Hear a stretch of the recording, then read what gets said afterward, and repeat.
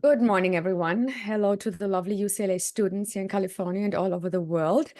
I have my dear friend Stephen P. Jarchow with me here this morning, and I'm so happy that you could take the time out of your busy schedule, Steve, to make this happen and to give us this little interview for the students in our advanced finance course.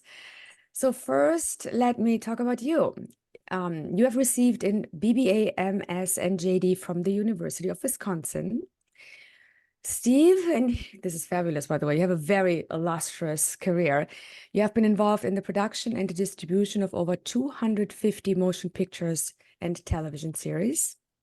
You have won 2 Academy Awards, and I definitely want to hear more about that.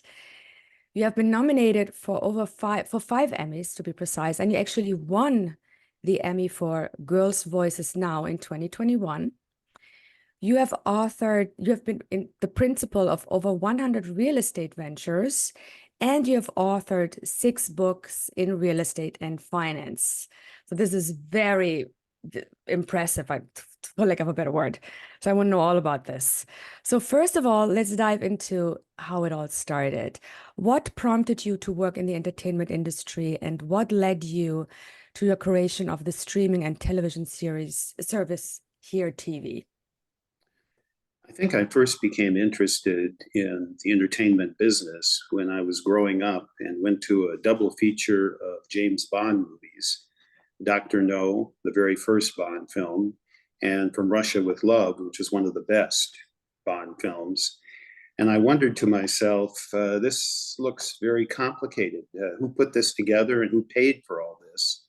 And from that, I began to become interested in understanding the history of the motion picture business, the way films were financed, and the various changes throughout the first roughly 100 years of the film business.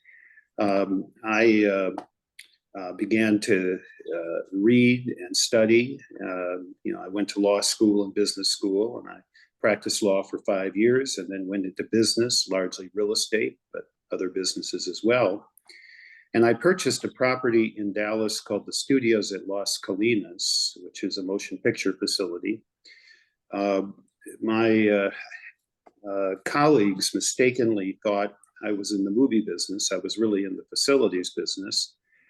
But I began to acquire motion picture rights and distribute them at markets. And through that, I met my good friend and business partner, Paul Colichman. We've been business partners now for almost 30 years, and it's been a very successful relationship.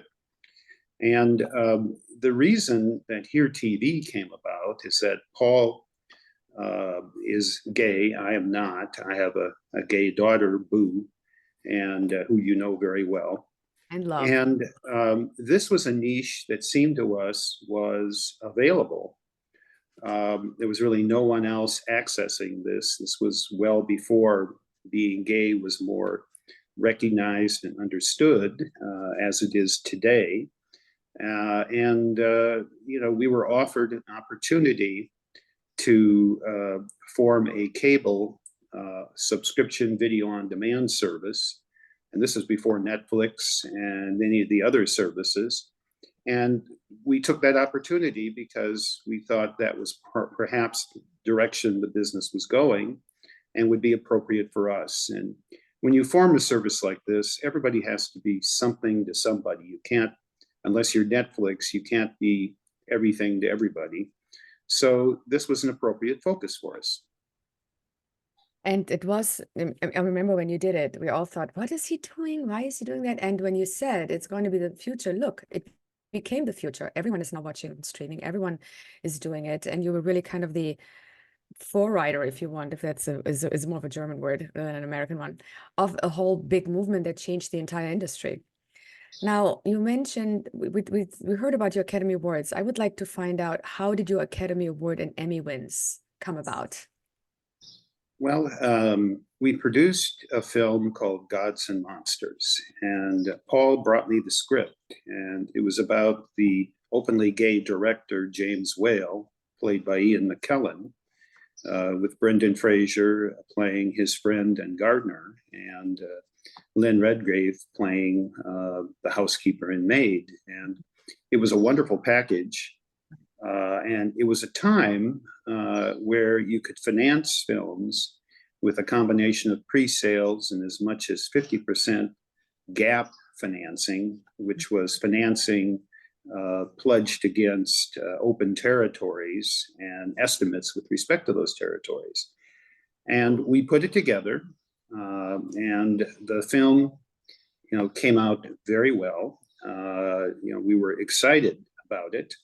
Part of the financing was $1 million investment by Showtime, but their proviso in the financing was if they were not paid back their million within a very short time frame, the film would go directly to cable and would not be theatrically released.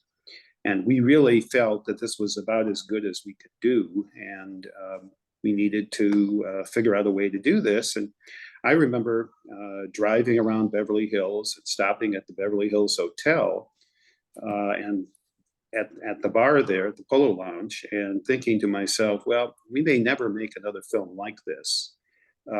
So I wrote a check for $1 million to buy Showtime out of the deal. Now, fortunately, it all worked out, but it didn't look good at that time because we had taken the film to Sundance thinking we would get offers, and nobody made an offer on it. Wow. Ultimately, we were able to accept a kind of a lowball offer from Lionsgate, who, by the way, did a wonderful job of distributing the picture. But it was a very tricky process, and it didn't look promising until the National Board of Review named Gods and Monsters the best film of the year over Saving Private Ryan and Shakespeare in Love. And at that point, we thought, well, maybe we have something here. The film was nominated for 4 Golden Globes. Lynn Redgrave won for Best Supporting Actress. It swept the Independent Spirit Awards, including Best Picture. And at the Academy Awards, we had 3 nominations for Ian McKellen for Best Actor, and Lynn Redgrave for Best Supporting Actress, and the screenplay for Best Adapted Screenplay, which Bill Condon had written, and he also directed the film.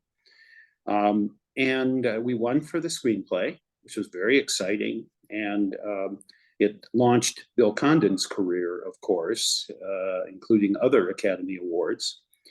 And I was disappointed, though, that Ian and Lynn did not win because I felt they were the best performances. And this would have been the first occasion, and it hasn't happened yet, of a gay actor winning an openly gay actor winning Best Actor. So, but the film ended up being, successful financially. I was able to get my $1 million back, which was very helpful.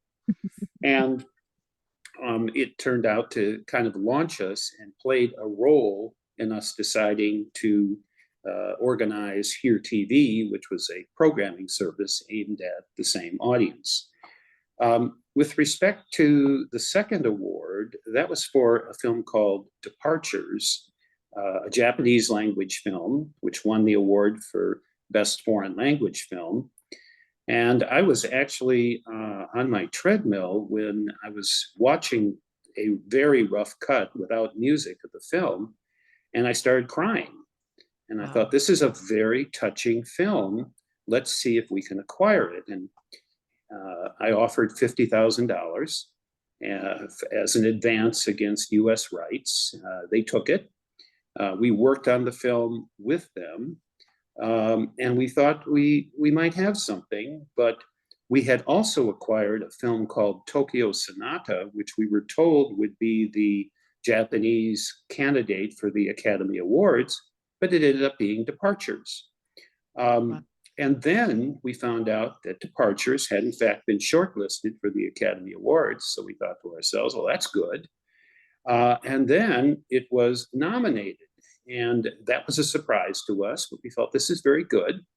And I ended up going to screenings of all the other films. And the favorites for that award that year was a film called Waltz with Bashir, which had won the Golden Globe, an Israeli film, and a film called The Class, which was a French film.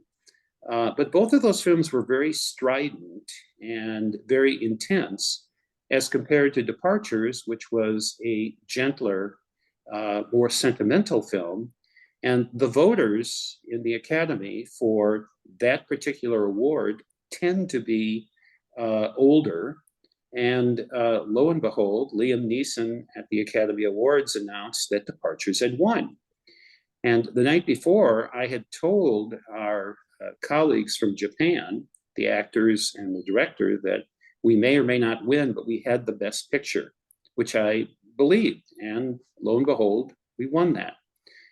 With respect to the Emmys, I mean, we've made a lot of programming for our own network, and those have been the shows that have been nominated from time to time. And we've had 5 nominations. We finally won in 2021 for Girls' Voices Now, which is a documentary about the challenges faced by young women of color in Los Angeles. And it was kind of, the timing was right, given the zeitgeist at that time, and it won the award. So, you know, that was very nice to receive as well. Well, congratulations on all the awards. I remember when the movie Departures came out, I watched it, and I, like you, I couldn't stop crying. It was such a beautifully made picture, visually enticing, but also the emotional arcs in there was very precious.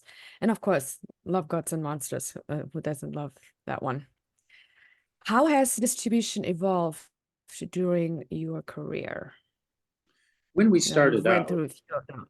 Yes. when we started out, you and I remember this. You used to go to the film markets with your film, and you typically financed it through a combination of gap financing and which is again financing against pre-sales, and some combination of financing against estimates, and then some combination of pre-sales, which were banked typically in those days, 80, 90%. Today that world has evolved so that there really isn't meaningful gap financing. It's 10 to 20% at most. And with respect to pre-sale, banking tends to be 50, 60% rather than the high level it was previously. And this makes it very difficult for independent filmmakers to finance a Gods and Monsters type of film. You typically have to have a talent involved and a studio involved in order to have much chance of success. In addition, we over the years have used many, many different types of financing, but subsidies has been a big part of that. We use subsidies in Germany, which were very useful at the time. We shot a lot of films in Canada that had both content and generalized subsidies. We shot a number of projects in Hawaii. They had a very unique technology accessible program that turned out to be very good for us. And then there, Australia, New Zealand, all over the world, you would go looking for subsidies. And those still exist, but it can be problematic because a lot of those subsidies are being used by the streaming companies and are not quite as available to independent filmmakers for direct access as they once were. The other thing that occurred was the total collapse of the DVD market in 2008, 2009. DVDs had historically, revenue from DVDs had historically paid for 50 to 60% of our films. And all of a sudden that market began to disappear because streaming and digital delivery was arriving, and DVDs were just not as profitable as they once were. We had one of our large film financings with Merrill Lynch, and in 2008, Merrill Lynch went broke. They were acquired by Bank of America, which itself needed a $40 billion bailout by the government. And so all of the people that we had dealt with at Merrill Lynch either quit or were fired. And we ended up dealing with the lawyers for Merrill Lynch, who had no interest in working out an extension of the financing or another arrangement, given what was happening in the marketplace. So we ended up with a litigation with them. Hold on 1 second.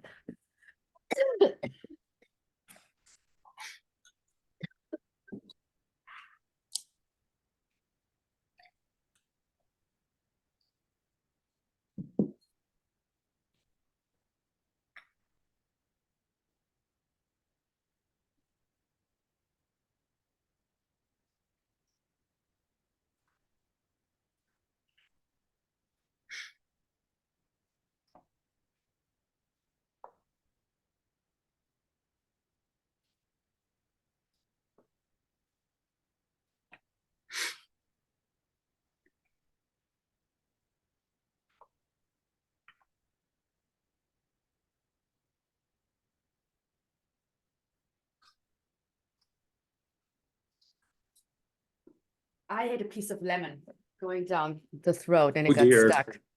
I am so sorry, but I had to cough it out. Of course. All right, we were staying at Merrill Lynch, so let's continue. We don't want you to choke before your surgery. I know. Too much lemon. All right, go ahead. I'm sorry. So you were talking about Merrill Lynch. Do you have something to drink there? Good. I have something that is water, which helps. Good. So we ended up with a multi-year litigation. Oh, wow. And the lawyers reportedly spent, from Merrill Lynch, spent $15 million of Merrill Lynch's money on the case. Luckily, we had insurance, which paid for some of our legal expenses. Insurance has been very helpful throughout the years. And we ended up settling the matter with a purchase of our library and sold one of our companies in order to fund that purchase. It actually worked out very well for us, because if we had sold that company a few years later, it wouldn't have been nearly as valuable. So another glorious example of how life works out. Even though you don't like the journey, sometimes you like the result. And the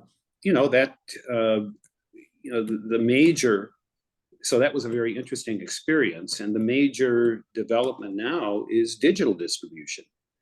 And we are at the point now where we rarely go to film markets, where we primarily distribute our pictures and series digitally, either on our own network or on other platforms.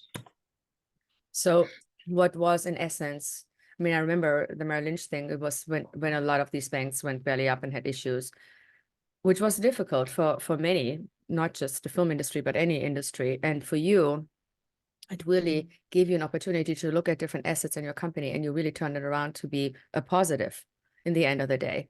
And that's quite remarkable. Now, the way you adjusted in that case, how would you say are some other ways, when you look at your company today, that you have adjusted to the changes in the industry as they are and as they are still, happening today? We reduced our budgets because there just wasn't the revenue that there once was. Producing movies and going to film markets was always a challenging business. Some films worked, some films didn't. It was not easy, but it became far worse. And the revenue coming from foreign sales and from a U.S. purchase was significantly less. And so you had to adjust your budget. This meant, in many cases, not using guild talent, not using guild writers, because the Writers Guild makes things quite expensive for independent filmmakers. In some cases, not using guild screenwriters, and using non-guild directors. And it just, as a practical matter, you had to do that. Fortunately, there's a lot of talent out there that either is not a member of a guild or that aspires to be a guild member in order to do work for the major studios.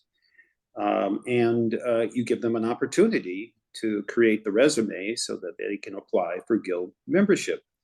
You know, the guilds are really set up for the studios, and the accounting and the expense of dealing with the guilds is very difficult for modest budget independent filmmakers like ourselves. You know, we also adjusted to the digital market.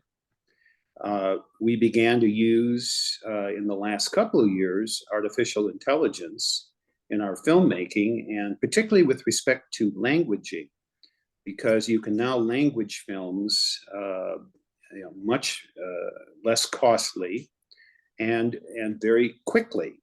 Now, this has meant an elimination of many of the traditional roles for people who did languaging of films, but it's part of what's happening with artificial intelligence. And of course, the other thing we did was we founded Here TV and focused a lot of our energy and efforts on marketing Here TV, developing targeted marketing strategies for our audience, and making shows that very cost effectively that were of interest to that particular audience. Right. So you first of all, finding talent that is non-guild also takes a certain eye, because you have to really look for, is this writer any good? Because you don't necessarily know. They're not really proven. So looking at that as an opportunity takes a skilled eye. There's no doubt about it. And working with non-guild in general talent, you really got to know what you're looking for. So that requires some experience, which you obviously have. You talked about artificial intelligence already. How do you think this is impacting the industry? And what are your thoughts on this? Well, first of all, it's going to impact pretty much everything. I think everyone kind of knows that at this point. It's going to affect medicine, science, infrastructure. It's going to be a potential help with respect to addressing climate change and just a lot of other areas. It's also being used for autonomous warfare. We're seeing that in Ukraine with drones and other applications. And it's going to be very dangerous in that regard. In fact, there's a more than zero chance that it may ultimately be the end of us. It's not probable, but it's possible, either on purpose or accidentally. Could really be devastating. But it also has many positive effects with respect to the motion picture business. It's kind of going to affect everything. As I mentioned, we're already using it for languaging. It's going to have a lot of application with respect to the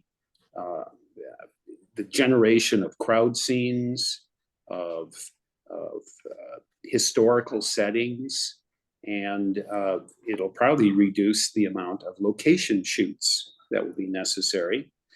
The Screen Actors Guild made a real attempt to deal with this, and a studio is now required to be authorized by an actor to use his or her image and to compensate the actor for that. However, background actors and extras are going to be reduced as a necessity for filmmaking. It's going to reduce the cost of filmmaking. And you may at some point, although we're nowhere near that right now, have actors that are digitally generated that will be performing in a movie, which will not require getting permission or compensating anyone. So we'll see how this plays out, but an attempt was made to address it. With respect to the Screenwriters Guild, I'm of the view that AI is going to be more helpful than harmful to writers. We're already seeing, independently of AI, a dramatic reduction in the number of writers that are being involved in writers' rooms and that are being used by studios and networks. So that, independently of AI, there's not as much work for writers as there once was. But AI is going to be incredibly useful in terms of research, of generating ideas. It can assist structuring screenplays, but it does not have the creativity or the ability to think in human terms that are necessary in order to write a good screenplay. You can write a really bad screenplay with AI right now, but humans can do that as well. I mean, that's not a really desirable skill at this point. So, we'll see how it plays out, but AI is dangerous, but it's also has its positives. And in the motion picture business, I think on balance, we're just going to have to adapt to it. As we have been adapting to a lot of the recent changes, and I think that's one of the jobs of producers and content creators. We have to adapt constantly and just see what we can adjust to make things work and make things better for us.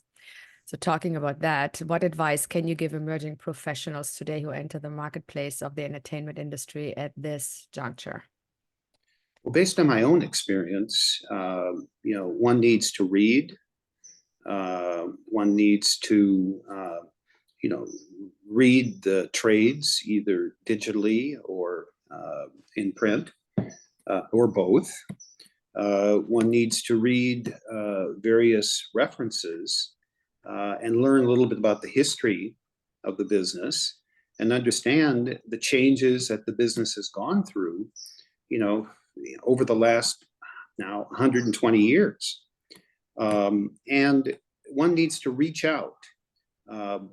Professionals in the business are surprisingly willing to talk to young people and young professionals in order to assist them and answer their questions.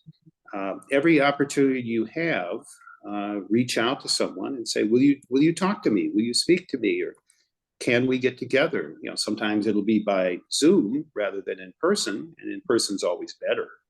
But, you will be able to end up interacting with a lot of people in the industry. Very important for young people to develop familiarity and an understanding of artificial intelligence. You don't have to be a coder, you don't have to be an expert on it, but there are a number of very good podcasts that deal with AI and update you sometimes every day. And it's just important that you have an understanding, because it's not only going to affect your career, it's going to affect everything we do in the future. And it's kind of fundamental now. Lastly, one needs to become a craftsperson. One needs to take the business very seriously and not go in looking for glamour or looking for opportunities to be important, but rather to become very good at what you do. Now, it isn't expected that you know everything about everything, but if there's an area you're working in, whether it be producing or acting or writing, know as much as you can about that area and try to be as good as you can be. And if you are a superior talent within your niche, within your area, you have a good chance of success in a business that not many people succeed at. I cannot agree with that more. I also think that people that enter the industry shouldn't always think there's an agenda that we just want to take advantage of them. I deal with obviously a lot of young filmmakers, and they're very scared or nervous when they make their first deal. And I always say to them, the first deal that you make, and including me, I had to do the same thing, wasn't perfect. But it's about learning that craft, as you say. It's about doing what you set out to do. And even if that first deal is not perfect, the many times you go on a set or get to make a movie, that you can learn something that you didn't know before, and also meet people that you didn't know before, where you can expand your network as well. So I think, going out into the industry is not about you. It's about ingraining yourself in a business that first you learn from and learn about. It might not be the big money maker right away on your first film, but the experience we get when we start something new, and the experience when we enter in a new field and watching and observing others that know what they're doing, I think is priceless. It's much more valuable than any check someone could hand you. What do you think about that kind of approach? Well, first of all, there's an old saying, if you want to be in the film business, make a film. And you do what you have to do. And as you suggest, nothing's going to be perfect ever in your whole career. And, do not expect to be a big success. And if people take advantage of you, I mean, you can take advantage of them by succeeding in your business and being competent and being successful. But on your early shows, when you're making things, get them done. Yeah. And be expedient in that regard.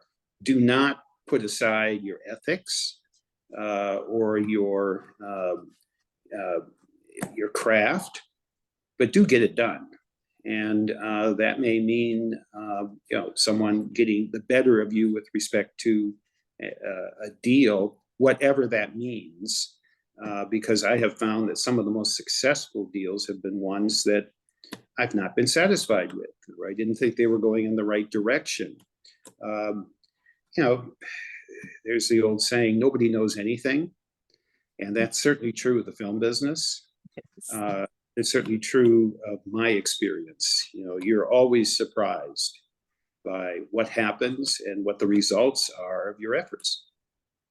Well, that's a good way of saying it. No one knows anything. So just ingraining yourself in a field and be open about what happens, I think is important, and giving your best and being determined about that. I think you're absolutely right. Thank you for taking the time today to give me this lovely interview, Steve. And what's in store for you next? Is there something you can share with us? Probably not. Darn it. We always have a lot of things going on. We don't talk about them too much until they become more real. Good. I respect that. But we try to make 5 to 10 shows a year, and I have no need to retire ever, because this is good work, and I feel like I'm accomplishing something and I'm enjoying it. So you just keep soldiering on. Yes, and we're looking forward to seeing more of your amazing movies. Thank Thank you. you, and you go have a lovely day. We'll see you soon. Bye. Bye.